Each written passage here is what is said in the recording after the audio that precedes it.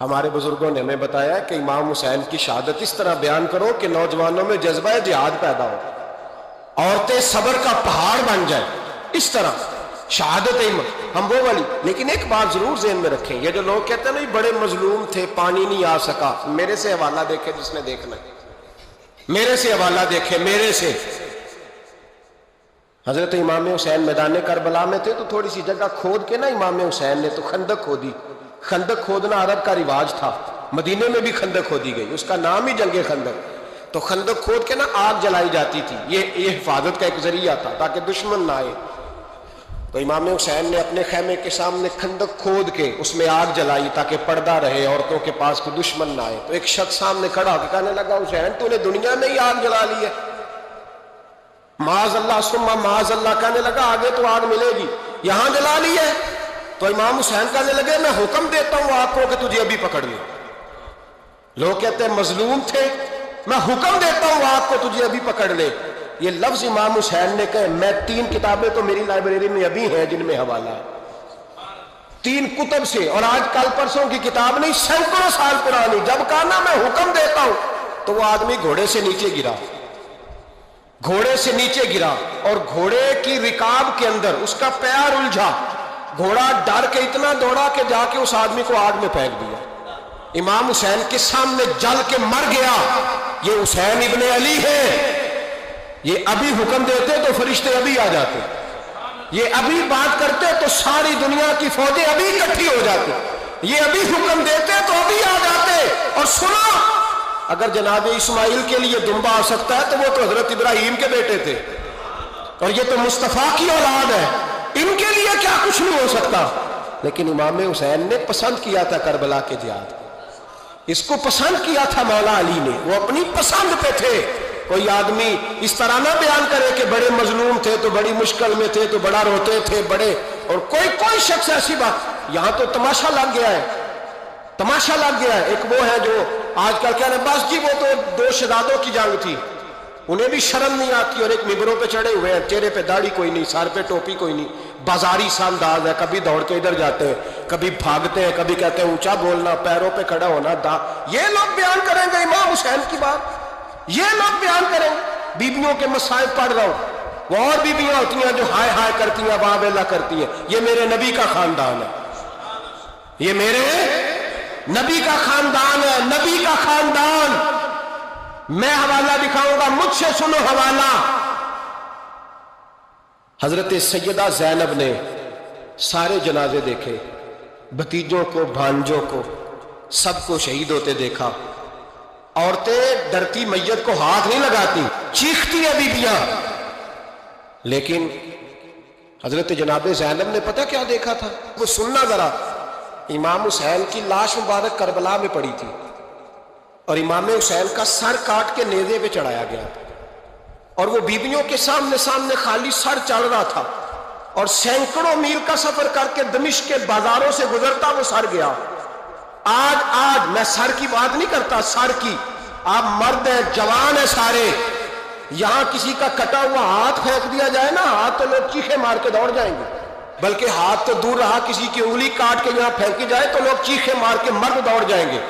لیکن کٹا ہوا سر دیکھا، لاشیں دیکھے، یزید کا دربار آیا، بی بی صاحبہ کو نا ایسے عورتوں نے اپنے حالے میں لیا ہے، سیدہ زینب وہاں بیٹھ گئی، تو جب بولا نا یزید دربار میں، کہنے لگا کہ دیکھو اللہ نے عزت والوں کو عزت دی، معاذ اللہ ثم معاذ اللہ، اور میرے مخالفین کا کیا حشر ہوا جب اس نے دیکھے نا، ایک آدمی مجبور ہے، مقہور ہے، اتنا لمبا سفر ہے، غربت ہے، پیاس ہے، بیماری ہے، کیا انداز ہے، جب اس عالم میں یزید کے دربار میں اس نے گستاخی کی امام حسین کی۔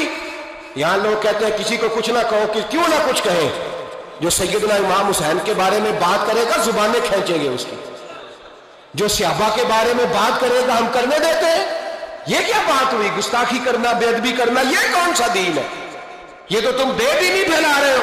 سنو، جب اس نے بے ادبی کی تو سیدہ زینب چپ نہیں رہی، بلکہ حضرت زینب بولی اور کھڑی ہوئی، اور آپ نے تلاوت کی قرآن مجید اور آیتیں پڑھی، کہنے لگی وَتُعِزُّ مَن تَشَاءُ وَتُذِلُّ مَن تَشَاءُ بیادی کل خیر. اور آپ فرمانے لگی یزید تو کہتا ہے تیرے مخالفین پسپا ہو گئے, تجھے عزت ملی. آپ فرمانے لگے یہ تیرا دربار ہے نا, یہ تیرا سجا ہوا ہے نا, تیرا اس وقت ڈنڈا چلتا ہے نا. فرمانے لگی چند سال ٹھہر جا, تیرے اوپر لوگ لعنتیں برسائیں گے. اور فرمایا جب جمعے پڑھے جائیں گے تو لوگ میرے حسین کے نام کے خطبے پڑھیں گے. فرمایا آج یہ تیرا دربار ہے نا. حضرت نعمان بن بشیر صحابی رسول تھے, وہ کہتے ہیں میرے قریب ایک نابینا صحابی بیٹھا تھا, سنو سنو حوالہ میں دکھاؤں گا. کہنے لگے میرے قریب اس وقت یزید کے دربار میں ایک نابینا صحابی بیٹھے تھے. جب بی بی زینب نے یہ بات کی نا تو وہ نابینا صحابی میرا ہاتھ پکڑ کے کہنے لگے نعمان علی آ گئے ہیں, یہ تو علی کی آواز ہے, علی آ گئے. جبریل امی بول رہے ہو جیسے, حکمت کے گوہر رول رہے ہو جیسے, دربار دمشق میں وہ زینب کا خطاب منبر پہ علی بول رہے ہو جیسے. کہنے لگے علی آ گئے, علی, یہ تو علی کی آواز ہے. جناب نعمان بن بشیر کہنے لگے نہیں, علی جب بولتے تھے تو بڑا رنگ ہوتا تھا, ابھی تو زینب کھل کے بول ہی نہیں رہی, ابھی تو زینب ستائی ہوئی ہے, ابھی تو زینب زخم کھا کے آئی ہے, ابھی تو زینب پیاسی ہے. کاش زینب تر و تازہ ہوتی تو زینب خطبہ پڑھتی تو علی کی طرح گرجدار آواز نکلتی.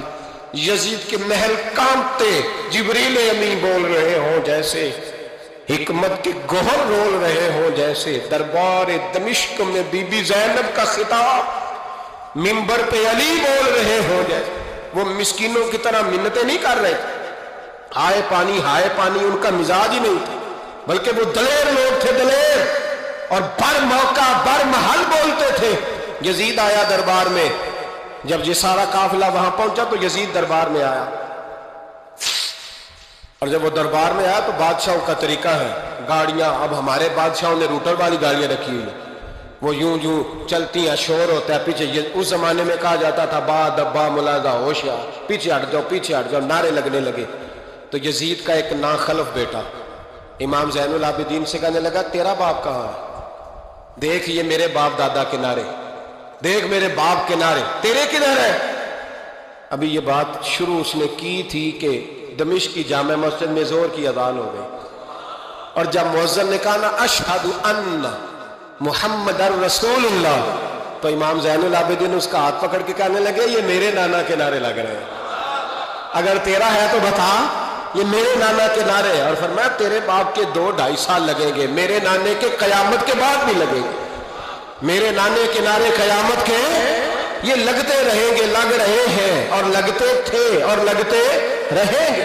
میرے بھائی یاد رکھو, دلیری, ہمت, پہلی بات ان سے پیار کرنا ہے. دوسرا ان کی ہمت, ان کا مقام دلیری کرنا ہے, ان کا کام ہمت کرنا ہے, ان کا کام ڈٹ جانا ہے. کمزوری دکھانا اہل بیت کا طریقہ ہوتی ہے. حضرت عباس کے بازوؤں میں درد ہوتی, جناب زینب پھر پریشان ہوتی ہیں کہ ہم تو اس بے حیائی کے خلاف لڑے اور امت ابھی یہ گند کر رہی. جو چوکوں میں کھڑا ہوتا ہے نا عورتوں کو تاڑتا ہے, وہ یزید کے طریقے پہ عمل کرتا ہے. یہ دلائل ہے, آپ سوچ لیں, اندازہ کر لیں کہ ہم نے کس جماعت میں کھڑے ہونا ہے. اس لیے گند سارا نکالیں. امام حسین کا ایک پیغام آج اپنانا بڑا ضروری ہے. امام حسین نے سر سجدے میں کٹایا, اور قرآن کی تلاوت نیزے کی نوک پہ بھی جاری رہی ہے. اس لیے آج کم از کم 10 نفل امام حسین کی سنت سمجھ کے ضرور پڑھیں گے انشاءاللہ. جنہوں نے روزہ رکھا ہے بڑا اچھا کیا ہے, چلو جو نہیں رکھ سکے پھر بھی نفلی ہے, کوئی فرض نہیں. کم از کم 3 دفعہ سورت یاسین کی تلاوت آج. حبار بن اسود اللہ کے رسول صلی اللہ علیہ وسلم کی سب سے بڑی صاحبزادی کا قاتل ہے. حضرت زینب رضی اللہ تعالی عنہ آ رہی تھی مکہ سے مدینہ کی طرف, اس نے نیزہ مارا, آپ گر گئیں. بطن اطہر میں اولاد تھی, بچہ ضائع ہو گیا, شدید بیمار رہنے کے بعد وصال کر گئی. فتح مکہ کے بعد حبار بن اسود چہرے پہ نقاب ڈال کے آیا. باپ کلیجے پہ ہاتھ رکھ کے بتائے نا بیٹی پیاری کتنی ہوتی ہے. باپ ذرا کلیجے پہ ہاتھ رکھ کے بتائے کہ بیٹیاں جگر کا چین ہوتی ہیں, بیٹیاں سکون ہوتی ہیں, بیٹی باپ کو کتنی پیاری ہوتی ہے. بیٹی کا قاتل سامنے کھڑا ہو گیا, چہرے پہ نقاب ڈالا ہے، کہتا یا رسول اللہ صلی اللہ علیہ وسلم بہت بڑا دشمن بھی آ جائے تو آپ معاف کر دیتے؟ جاگ رہے ہیں آپ لوگ؟ فرمایا بہت بڑا دشمن بھی آ جائے تو معاف کر دیتے ہیں؟ حضور نے فرمایا حبار چہرے سے نقاب ہٹا، بیٹیاں بھولا نہیں کرتی، تو کلمہ پڑھ میں تجھے بھی معاف کرنے کو تیار ہوں۔ فرمایا ہٹا چہرے سے نقاب، کبھی بیٹیاں بھی کسی کو بھولی ہیں لیکن تو کلمہ پڑھ صحیح، میں تجھے بھی معاف کرنے کو تیار ہوں۔ اگر اتنا بڑا قاتل معاف ہو سکتا ہے تو چچا کیوں نہیں معاف ہو سکتا؟ تائے کو معافی کیوں نہیں مل سکتی؟ ماما جی کو معافی کیوں نہیں مل سکتی؟ سسر کے ساتھ سلوک کیوں نہیں ہو سکتا؟ آپ اپنے برادر نسبتی کے ساتھ محبت کیوں نہیں کر سکتے؟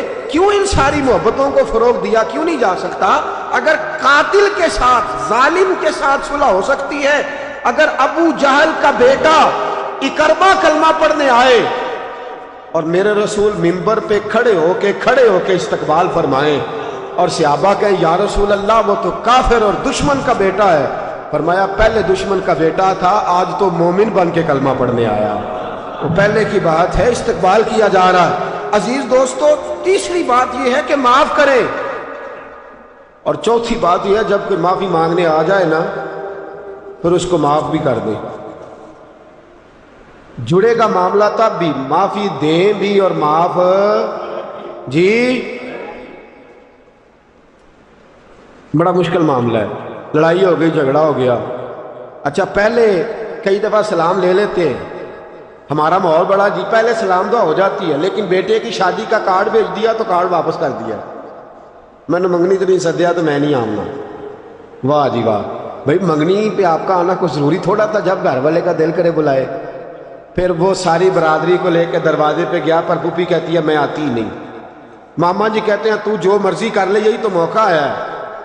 حدیث سناؤں، اتنے سخت لفظ، اتنے سخت، رحمت للعالمین رسول اتنے ناراض نظر آتے ہیں۔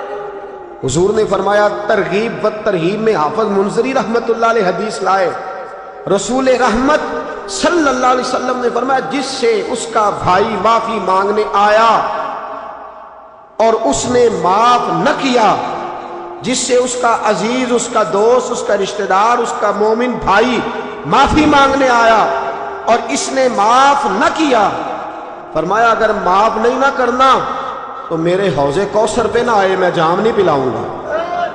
حوض کوثر پہ بالکل نہ آئے، مجھ سے جام کا مطالبہ نہ کرے، سخت گرمی کے ماحول میں میں نہیں جام پلاتا، اگر مجھ سے جام لینا ہے میرے ہاتھوں سے تو جب بھی کوئی معافی مانگنے آئے فوراً معاف کر دیا کرو، جب بھی کوئی۔ اور معافی بندے کے لیے نہیں دینی، اللہ کی رضا کے لیے دینی ہے۔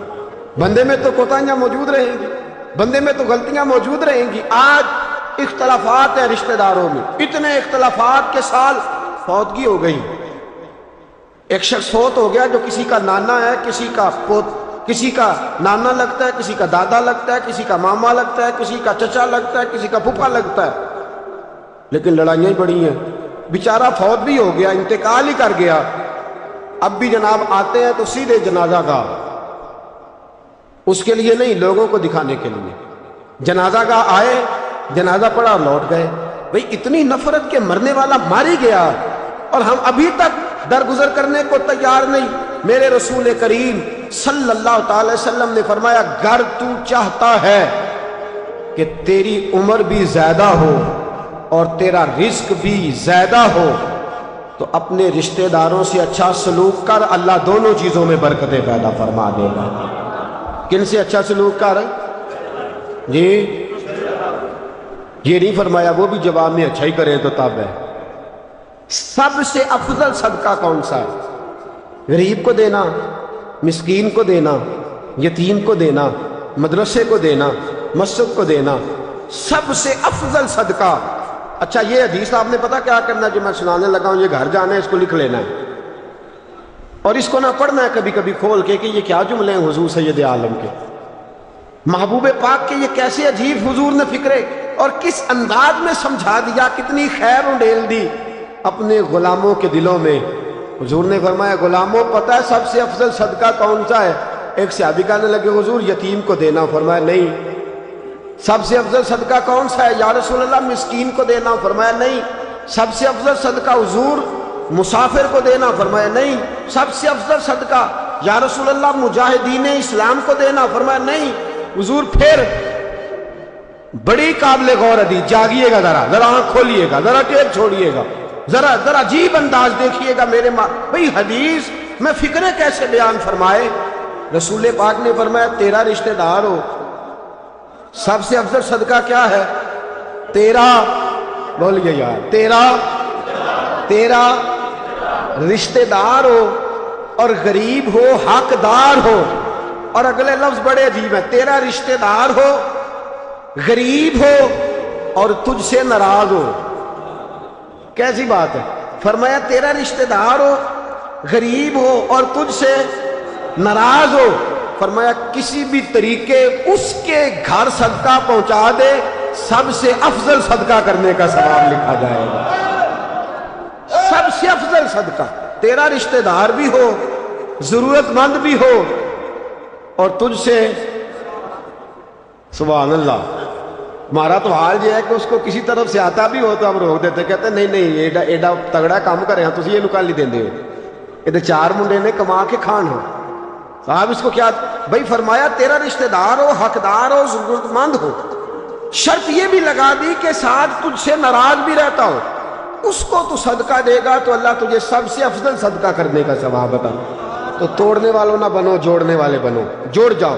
محبوب پاک سید عالم صلی اللہ تعالی علیہ وسلم نے فرمایا لا يدخل الجنت قاطع، فرمایا جو رشتے توڑنے والا ہے جنت میں نہیں جائے گا، جو رشتے توڑنے والا ہے وہ جنت میں نہیں جائے گا۔ الذین ینقضون عہد اللہ من بعد میثاقہ ویقطعون ما امر اللہ بہ ان یوصل ویفسدون فی الارض، فرمایا جو رشتے توڑے گا وہ تو زمین میں فساد برپا کر دے گا، وہ زمین میں اولئک هم الخاسرون، یہ وہ لوگ ہیں دنیا میں بھی نقصان اٹھائیں گے اور آخرت میں بھی نقصان اٹھائیں گے۔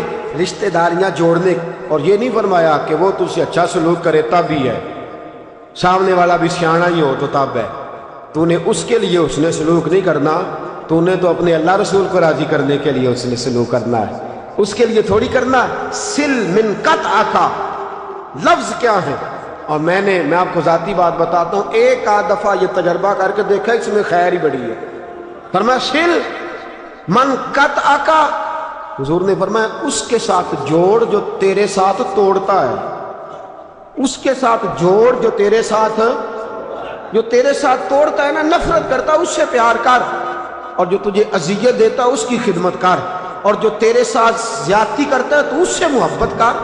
اصل پیار تو یہ ہے، جوڑنے والے سے تو سارے جوڑ لیتے ہیں، محبت کرنے والے سے تو سارے محبت کر لیتے ہیں۔ فرمایا سل من قطعک، اس کے ساتھ جوڑ جو تیرے ساتھ توڑے، جو نفرت کرے اس سے پیار کر، پھر تیرے ضعف کا پتہ چلے گا، پھر تیرے حوصلے کا پتہ چلے گا، پھر تیری دلیری سمجھ میں آئے گی۔